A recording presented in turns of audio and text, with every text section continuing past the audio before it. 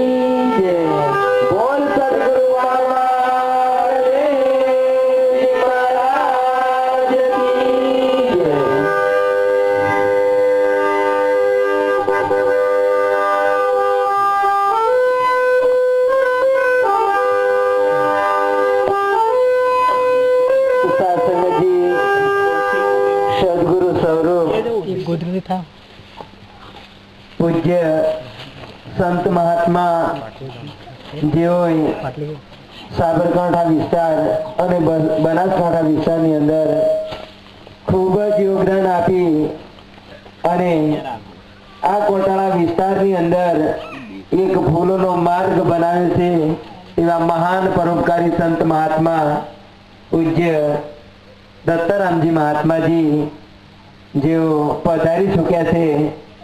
तो सासंगजी हरेक संतो महापुरुषों चरणों में खास दासनी विनंती कि हरेक महात्मा लाइन प्रमाणे आवी अने नमस्कार करी जाए।